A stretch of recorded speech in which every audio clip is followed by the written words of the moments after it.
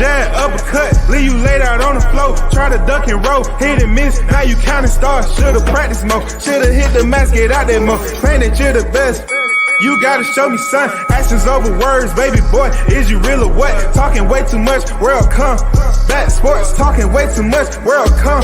Back sports, talking way too much, world come. Back sports,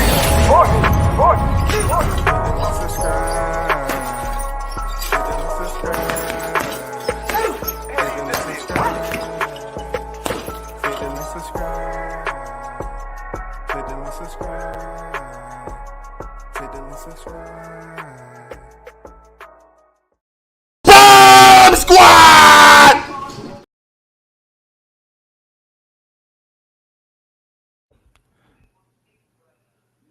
Shout out to the first in the building. Big Blunts and Boxing is on deck. What's good with you? Go? How you feeling, man? You know what I'm saying? We halfway through the week. I want to give a big shout out to the hottest chat in the MFing game. A-side official. No negotiation needed, period. Big salute if you're coming into the building. Yeah, something outside the normality. You know what I'm saying? The usual. It's always good to switch it up, you know, and talk about current events. I don't do it as often, even though people ask me to do it. You know, I really don't do it as often as I would like. You know what I'm saying? But at the end of the day, it is what it is. You know what I'm saying? Let's talk about it. The video that has since went stupid, viral, was an incident that happened, I believe, yesterday. And it involves a situation where you have an apartment complex. It may not be in the best area. You know what I'm saying? Hold on for a second. It may not be in the best area. It may have been in one of the areas we're talking about, Brooklyn. You know what I'm saying? It may not be in the best area per se. But let's get to the first part of it. It says a crazed neighbor execute a father and a stepson in cold blood in Brooklyn apartment hallway during an argument over noise Sunday night. It goes on to say the man dressed in all black pacing angrily outside the upstairs neighbor's apartment on the fourth floor of 1418 Brooklyn Avenue is a well-known East Flatbush housing complex where you know they talk about how certain stars, you know, used to live there and so forth. But I'm not going to show the video. I wish I could, but YouTube will feel some type of way about it. A woman emerges from the apartment and exchanges words with the neighbor. Okay, let's put some identity to this. The woman is named Maria. And if you're looking at the thumbnail, the man in the white t-shirt, who is now deceased, he was the stepfather to the family. You know, he was living there with his family, but he was stepfather to the other, you know, male that was also executed or killed. He's the one in the white t-shirt, and his name is Matherin. You know what I'm saying? And the guy that ultimately, you know, would be the one that was pulling the trigger, that was a neighbor that was complaining about a noise complaint, which happens a lot in apartment complex, depending on how they built. His name was Jason Pass. You know what I'm saying? So let's talk about the ages of these individuals. Jason, the man in question, well, not the man in question, the suspect, the killer, the shooter, he was 47 years of age. All right. Matherin, the male that you see that's in the white t-shirt holding a pair of scissors, he was 47 years old, a bus driver. You know what I'm saying? Then the other black male that you've seen that was shot also was 27 years old. He was the stepson of Matherin. You know what I'm saying? this was tragic. I'm not gonna lie to you, this was tragic. It's a lot of areas in here I just want to talk about that didn't really make sense to me. Let's get back to when the woman who was the wife of Matherin, her name was Maria, she came out the apartment to exchange words with the neighbor. Now, I'm going to be honest with you. I don't know. I mean, look, I'm trying to explain the best way I know how as far as experiences, right? You know, growing up where you grow up and everything, certain pluses and minuses that you don't do in life. Certain apartment complexes, you know, the neighbors know each other. You know what I'm saying? This is Brooklyn and everything. They know each other. Either it's in passing or whatever. But in no way, shape, or form, I would have suggested that my girl get enough confidence, or my wife, to walk out there and confront a neighbor, another tenant that you all have y'all been involved with a long-standing dispute about noise. Why is the biggest question. She was the first one to go out there and engage this guy, which she should have been absolutely in her quarters and let Matherin, her husband, go out there and confront the guy. She never should have been in the situation like that so comfortably. Also, this must have been a usual familiarity, or in passing, however you want to put it, that she was comfortable enough to walk out her apartment and confront a tenant who she knows. You know what I'm saying? To have a dispute with, a long-standing dispute about noise, bro. So obviously you all are not in good standing. You don't like each other. And then I said to myself, through all my years, why would she feel so comfortable? Because I'm black. Okay. I'm looking at this. I'm black. So I'm looking at everybody in here with black. I'm saying, so what would bring her to do that? You know what I'm saying?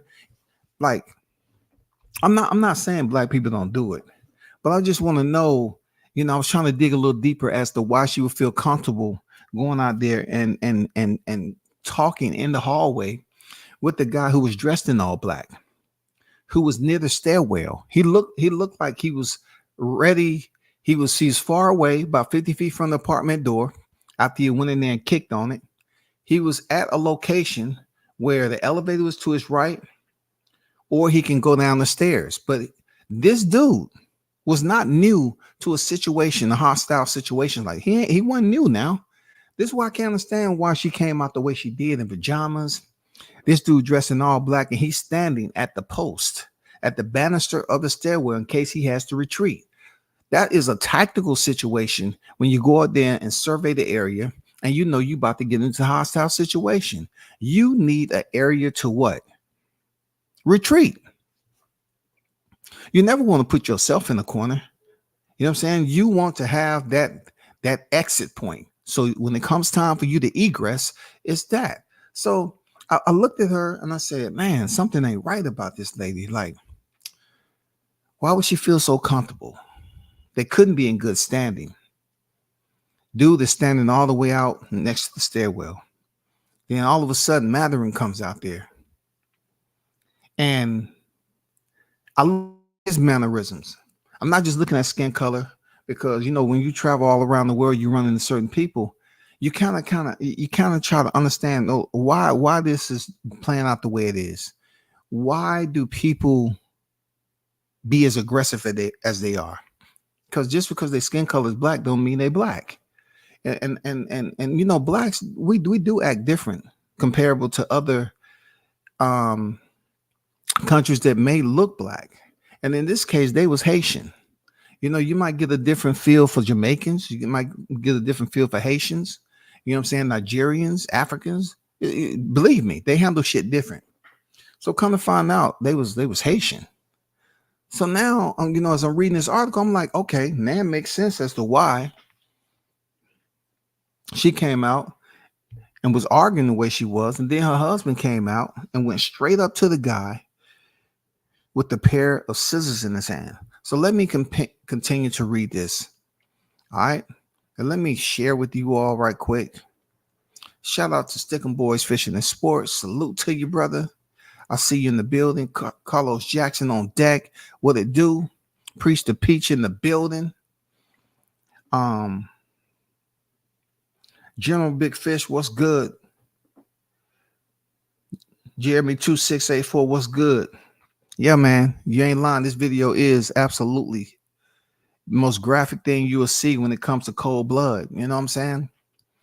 So let me share this with y'all right quick.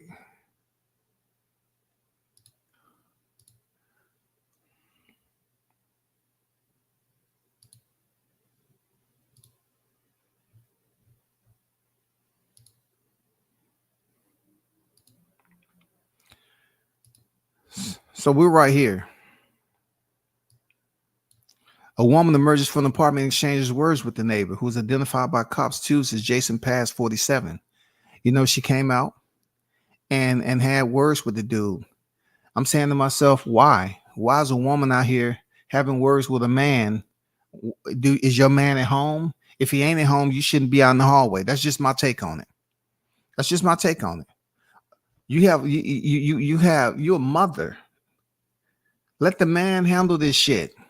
A short time later, the woman is joined by her son. When the son initially came out into the hallway, he was very apprehensive, cautious, and he was really paying attention to the situation. Now, that doesn't mean he wasn't about, he didn't know the person. It's just he came out and he should have, because his mom was out there arguing. At that point in time, it puzzles me as to why they didn't know the potential threat, the level of threat with this guy. He's dressed in all black and he's standing near the egress. A lot of people don't think like that, but the man is not standing in the corner. He's not over by the door. He knows what his intentions is, man. He's been dealing with these people for a while. I got a problem with it. Goddamn, we had a long-standing motherfucking noise complaint. I'm tired of y'all knocking on the floor above me. This man's standing over by the stairwell, man. He's looking to do what he did and leave. So Chinua, I'm just going to call him Chinua Mode, 27-year-old stepson. He came out behind his mother and he saw the man, right? Then, moments later, Mode's stepfather, 47-year-old school bus driver, Madarine, marches out of the apartment, brandishes a pair of scissors, and angrily confronts Jason Pass. And this way it gets tricky for me. This gets very, very tricky, and where we talk about the environment and the mindset of how people think. I'm saying to myself, when I saw this dude that got some size on him coming out the apartment with obviously some scissors in his hand, which be considered as a weapon. It doesn't really have to be a gun. Scissors can do damage too. You stab somebody in the neck, they can die right there on the spot. They can bleed out. But the way that this dude came out here with these scissors in his hands, you're in Brooklyn.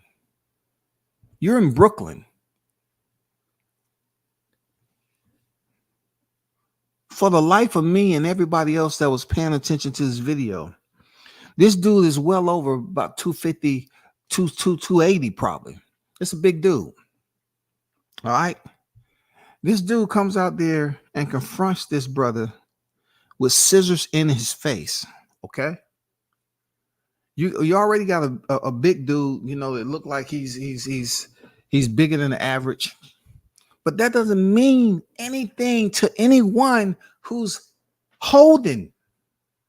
It don't mean a mother effing thing to someone who's holding. You could be 350, 4. It don't mean anything to somebody who's holding. This dude has dealt with Jason Pass before the shooter, and this man came out with scissors in his hand. Obviously, Jason never really gave him the sign that he was that dude. You know what I'm saying? It was going to be different today. Obviously, he felt comfortable walking up to this dude with a pair of scissors in his hand. Now, of course, one of the important parts that's missing is the audio. When he came out there with those scissors in his hand, at that point in time, he was face to face with Jason Pass, the shooter. At that time, Jason Pass have not brandished the weapon yet. That's why the audio is, man, it's so important. It's just missing at the time. This audio is absolutely missing. But the fact that I got this dude in front of me with a pair of scissors in his hand is too close to begin with. And you can understand the dude that was standing there, he didn't back up one half a step, dog. This big Matherin guy who ended up being shot in the back and executed, bad decision to basically let him know what type of energy you was presenting. You was bringing scissors to the fight when the man had me brandish the weapon. Regardless of the words he said, he had me brandish the weapon. None of that. He came up there, he kicked on the door initially. Obviously, they got mad. Wife came out there. She really didn't process why he was over there by the stairwell, but she know who he was. Then the stepson came out. Three-fourths of the family is outside their refuge, outside their place of safety. The wife could have very well turned around and went back in there. Why? Because she had a daughter that was in the house, in the apartment. She had a daughter that was in the apartment. That's why I say this shit is just, this shit just slaps you all different, man. The mentality that people get living in those type of areas, you know what I'm saying? Whatever the environment they used to dealing with over there in Brooklyn, that she will leave. She knows her son was out. She's out in the hallway with the guy who's obviously over there, and he's upset. And they've dealt with this dude before, because in the interview that she did, she said this guy hated us so bad. Well, you must not understood the threat level, because you still went out in the hallway. Your son followed you, and then your husband followed you, and your daughter's in the apartment by herself, man. And she's a youngin'. It goes on to say his wife dragged him away, but the bodybuilder dad now, a 4, pushes her back.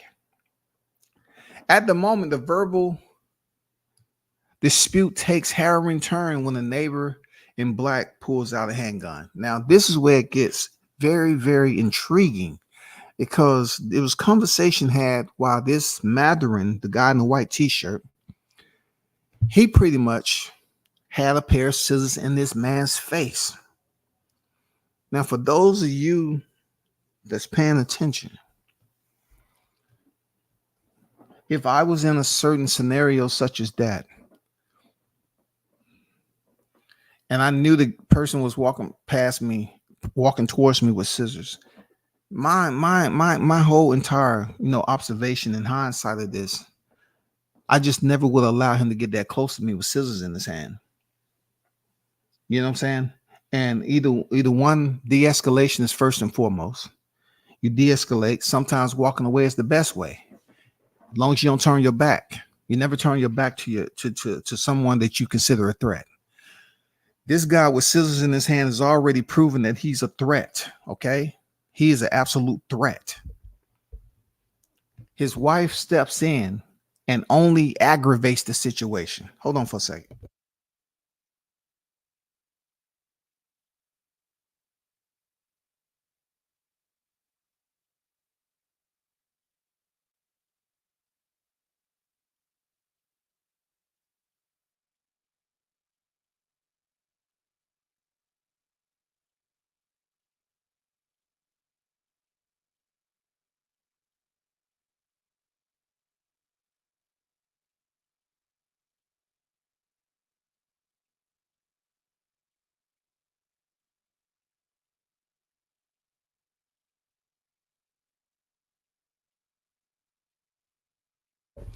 So his wife, while they are there talking face to face, already your husband is in violation. You know what I'm saying? Already your husband. I skipped over something. Did I tell y'all these was Haitians? All right. Did I tell you These was Haitians, not Jason Pass, but the family who was killed. Now, even the lady, she was Haitian. Now, people gonna say, well, what does that matter? Look, I dealt with Haitians before. Haitians can be very, very aggressive, and I've seen it with my own eyes. I've dealt with it. They can be very forthcoming individual, very aggressive. So now it makes sense to me when seeing this big dude go out here and get face to face with this guy with a pair of scissors in his hand. They might be used to doing that where they from. You know what I'm saying? They might be used to doing this shit. But when I saw him holding those scissors up, I said, damn, this may not go well, because I'm still looking at this dude, Jason, with a big jacket on, and then his victim has a t-shirt. So it's not necessarily giving me the vibes that it's chilly in that hallway, that breezeway they in. You know what I'm saying? You got the wife coming out there in PJs. You got him in a t-shirt. You know, you got the stepson come out there in shorts. It doesn't give me an opportunity. What I see is a person that's holding, a person that has a gun on him. You know what I'm saying? He's absolutely up there holding with a weapon on him. He is armed. That's what I seen. This dude has a big work jacket on, and it was for that. It didn't seem like he was damn getting off work. You know what I'm saying? If he was complaining about the noise again. So let's keep it moving. When the wife come up here, as you see right here, the wife comes and pull him away. Pull the guy in the white t-shirt away. And pretty much the audio is missing. We don't know what she was telling him. You know what I'm saying? I don't know what he said. I don't know if he said he was going into the apartment. Okay. Stay right here. I'll be back. I don't know what Jason told him and say, hey, man, stop threatening me. You know what I'm saying? You know, you came up here, kick on my door again. He said, man, I'll do it again if I hear something. If I hear you making noise, I'll come up here again. And then, you know, I don't know if the guy turned around and said, okay, wait right here. I got something for you. You know, and then his wife was basically emoted. She emoted to reach out and grab him and tell him, hey, man, let's go. Whoever she called, hey, let's go. No, don't do that. Don't do that. Because he was the breadwinner of the family. He was the breadwinner. Man had two jobs. So she's pulling him away. And Jason is like, without the audio, I'm assuming, Jason felt like the threat was only going to enhance if he allowed Matherin to level the playing field. See, he already showed what weapon he was on. Matherin came up there with a pair of scissors in his hand. Jason knew he had the weapon on him. You know what I'm saying? And wasn't just any weapon. It was a 40 caliber. You know what I'm saying? And this is a guy who used to be in the corrections. You know what I'm saying? He used to be in correction facility. You know, so he's used to being around people who are aggressive individuals. You know what I'm saying? Criminals. You know what I'm saying? Inmates, or whatever the case may be. And he was fired from that job. So let's keep it moving. A Brooklyn neighbor opened fire during an argument Sunday, killing Matherin 47 and stepson Chinwayi 27. Look at this guy now. You can tell he has his training, whatever that training may be. He has double grip. He has a 2-on-1. At the time he started firing on Matherin, the father, it seemed like he hit him 2 or 3 times. It's hard to tell. He drops him.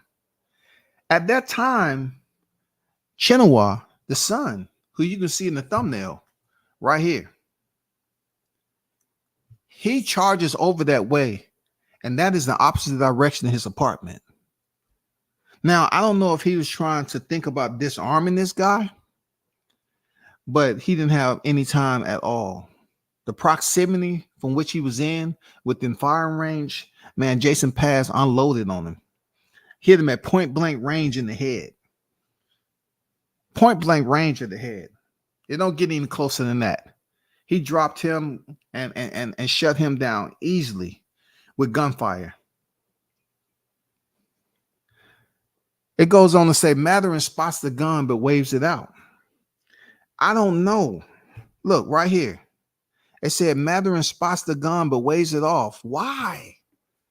Why? That's just crazy, bro. This dude walks away. Was he that confident that this dude was bluffing? God damn, dog. This dude just gave you every indication that he was armed and ready. And it's cold red right now. He has drawn his weapon, nigga. And you seen the weapon and you turn your back on this dude. A dude that you have had a long-standing beef with for a while, man. You turn your back on this guy. Take a moment and process this shit, dog.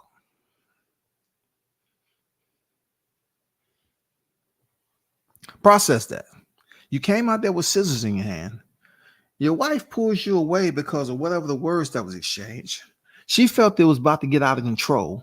You know what I'm saying? You are the breadwinner of the household. She might have felt this dude wasn't playing.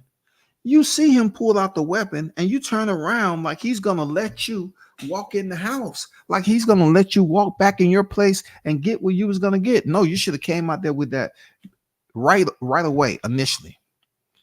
This dude taps him out 2-3 times in the back, drops him. He's done. He's barely, he's trying to get back to the house. He's trying. This is fight or flight. This is life or death at this moment. Life or death. He's hit. His stepson, he gets hit. It ain't no recovery from him. He got it the worst. I'm not gonna lie. He got it the worst. He got the worst. I don't know why he was trying to run towards Jason Pass, but he got the worst. Let me continue reading this. Matherin spots the gun but waves it out. He's turned around and begins walking towards the apartment, at which point the neighbor opened fires and strike Matherin, who falls to the floor. Moday, right, who is the stepson, who is also in the hallway, tries to get away from the gunman. But the neighbors fire multiple shots at him, including at least twice after he had collapsed in a pool of his own blood next to the staircase. The suspect returns, and this is where it gets cold-blooded. This where it's been personal. You know what I'm saying? This is where I say the missing audio is giving us a gap that it's just gonna be based simply off assumptions, insinuations, right?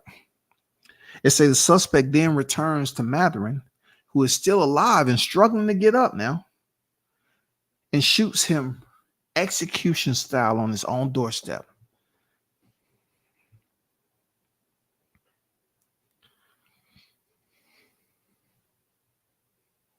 These are the two, and it doesn't get any closer than that, y'all.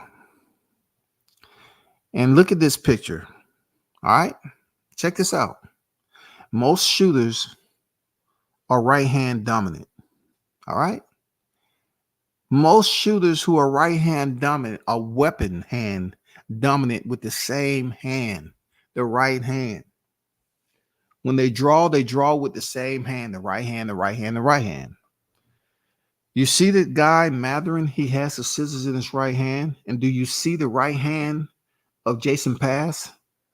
It's going across his midsection.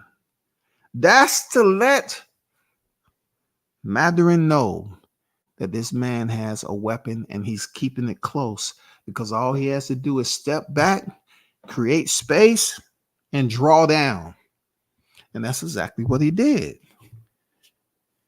But unfortunately, Matherin had said something to him, and he turned away to go to an apartment. And Jason at that time said, no, I'm not going to allow you to do that. He felt that at that point in time, it was no other recourse that he had except to take deadly action. He felt that it was that opportunity to take deadly action. Period.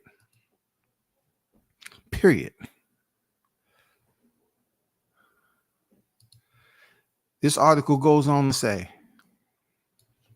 having killed the two men, the gunman calmly observed the grisly scene before stepping into the elevator, which he takes down to the streets and flee.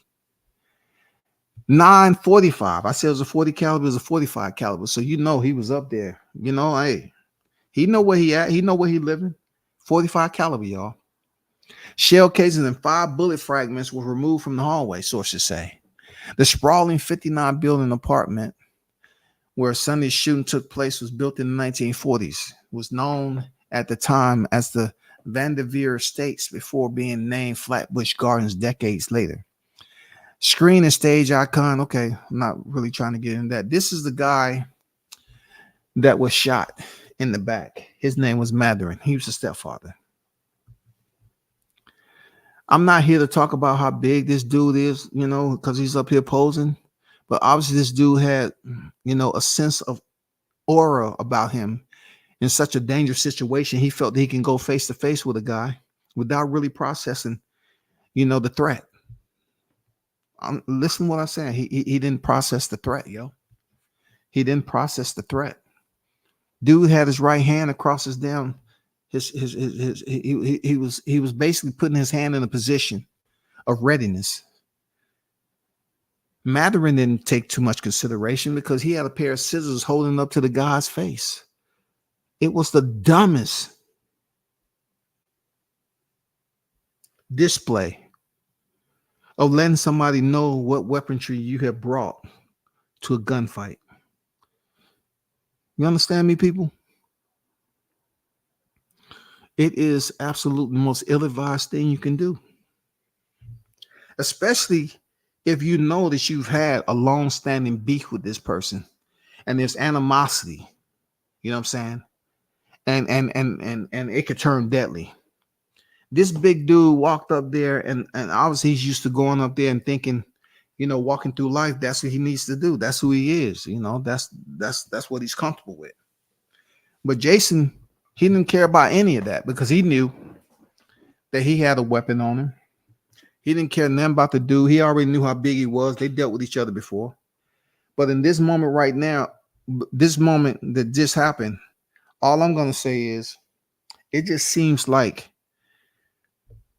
Matherin said something to Jason to get him to say, you know what, this is it. This girl was pulling him away. He started to walk. He turned around and the guy pulled the weapon on him, and he turned around to walk back to his place. Just so, man, come on, man. I don't know why you turn your back on a person that had drawn down on you. He drew down on you. He already aiming the weapon at you, bro. Why would you freaking do that? Why would you just look at a man that's pointing a weapon at you as if he's not gonna shoot, and you just walk and turn your back? What the hell? What? I can't even fathom that. And then he taps him with two in the back, what it seems. He drops down on the floor, y'all. I can't say it enough. I don't know what this dude is being in life, Matherin, but for him to see this dude point a weapon at him and turns around as if he's gonna be allowed back in his apartment. Jesus Christ. And this is him, you know. Matherin, the one who was killed. Check this out. NYPD Chief of Detectives Joseph Kinney said Tuesday that there were 6 previous 311 calls about noise complaints placed from the alleged shooter's apartment. 311 calls, y'all. Process that shit for a second. Hold on for a second.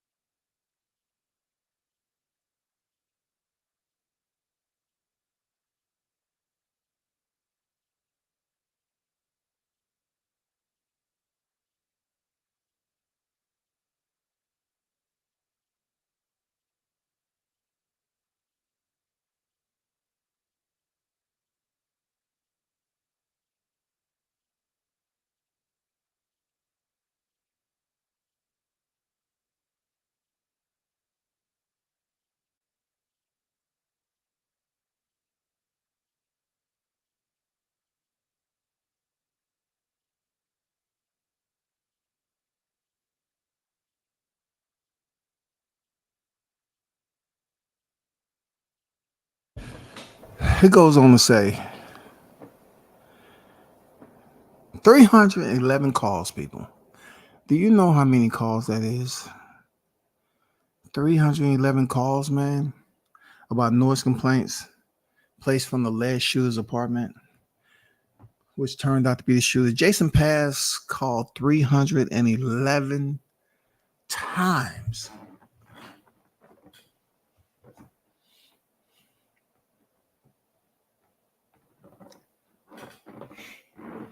$311 times. And nothing couldn't be done.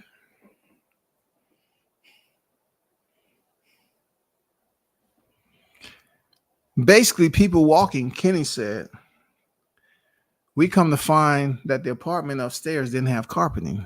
It was wood floors. So a lot of noise, people walking back and forth generated these calls. We have video, obviously, of the incident, and I'm sure you've seen it, the chief said. It's gone viral, where the perpetrator confronts the family members. 311 phone calls. And I'm curious, why wasn't anything done about it? 311 times, and then 3/4 of the family is taken out.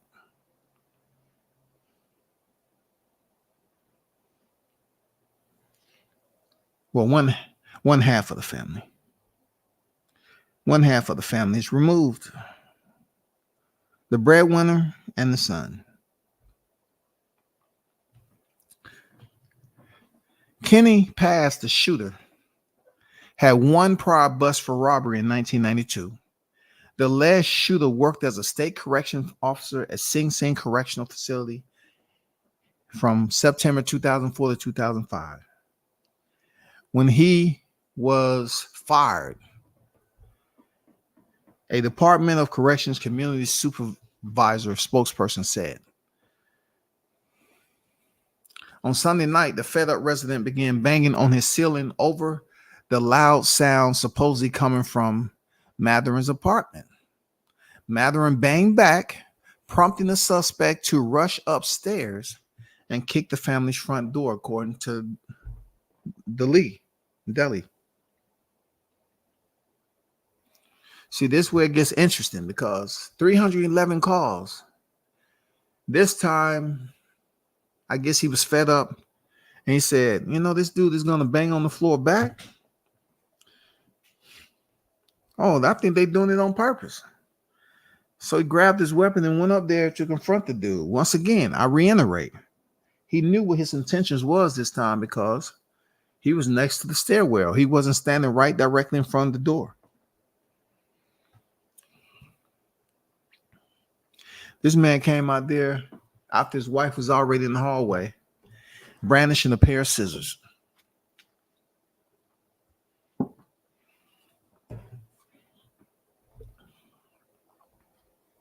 Not only that, this man was brandishing a pair of scissors right to the face of a man who had his right hand across his midsection, showing you that I'm just waiting on you to make the wrong move or say the wrong thing, and I'm drawing on you. This guy, Matherin, had scissors up to the guy's face, y'all.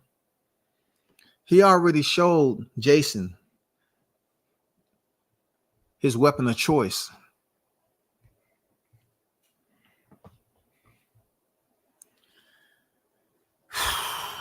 I just look at this shit and I say, God damn. So this is the wife who came out and was arguing with her initially. Arguing with him, Jason Pass, the shooter. She says it wasn't her husband's fault. My husband had no gun, no weapon, but clearly in the picture you see he had some scissors. He had no weapon, no gun, y'all. Why did you bring a gun to shoot my family? Let me guess, 311 times was called on noise complaints. They're in Flatbush now. Why would you bring a gun to tear my family apart?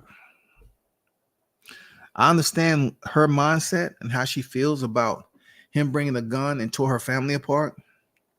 But I have questions. Why did you come out the apartment?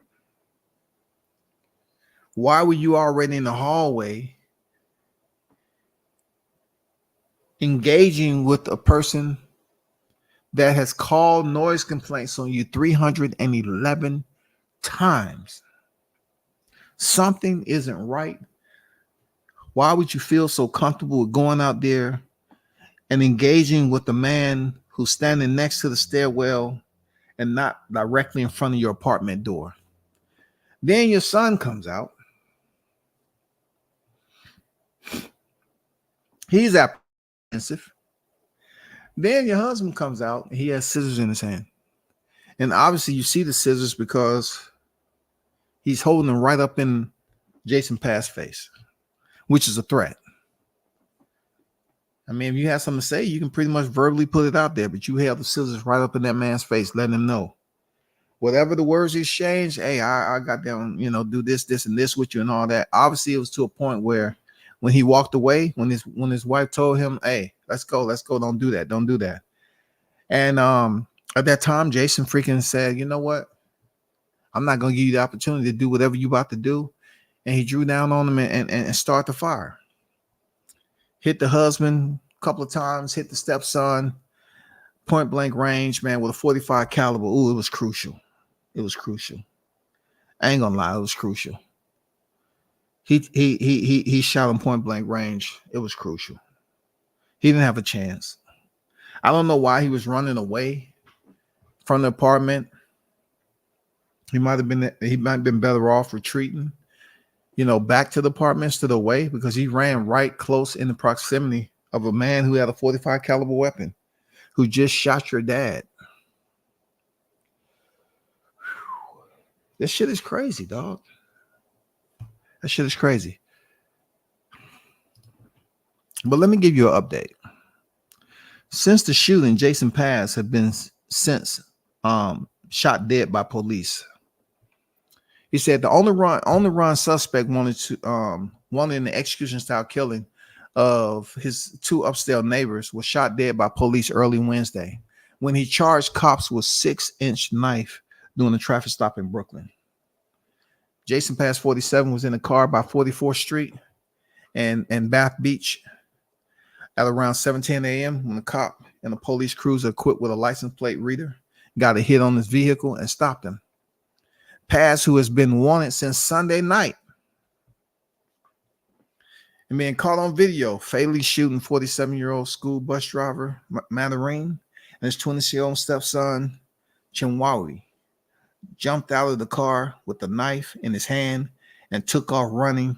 NYPD Chief Patrol John Chell told reporters the officers were able to corner him and spoke with him for about 15 minutes, with Paz basically saying, "What's happening today is not going to end well," Chell said. Then, for some unknown reason, Paz did a full sprint and charged the officers. "He didn't give us a choice," the chief added. "Our officer did everything he could to neutralize this person and get that knife out of his hand." Paz was rushed to Laguna Hospital in critical condition and later succumbed to his injuries after being hit 4 times, including 3 shots to the chest. He charged at them with a knife, and police sources told the Post, calling it attempted suicide. An attempted suicide, y'all.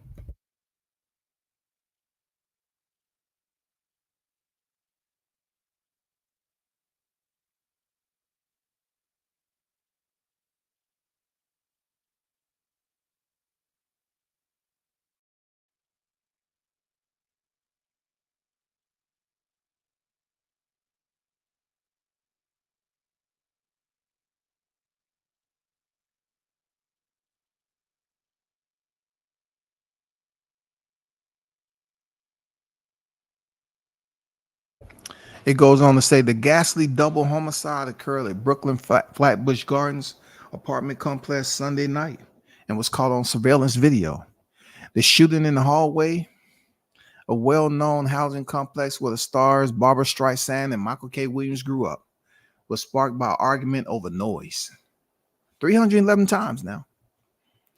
And Jason Pass said, you know what? After what I did, I'm definitely going to never see the light of day again in my life. And I'm going to make sure it end the way I wanted to end. And that's why he charged officers. Pretty much like they said, knowing damn well that the officers had to retaliate and protect themselves from danger. And they returned with deadly force, killing Jason Pass. This is crazy. This is crazy. Real talk. It's crazy. But that's all I got on this. I'm not going to take too long. Hey, y'all hold it down. Appreciate y'all pulling up. Shout out to the hottest chat in the game. I'm out. Peace.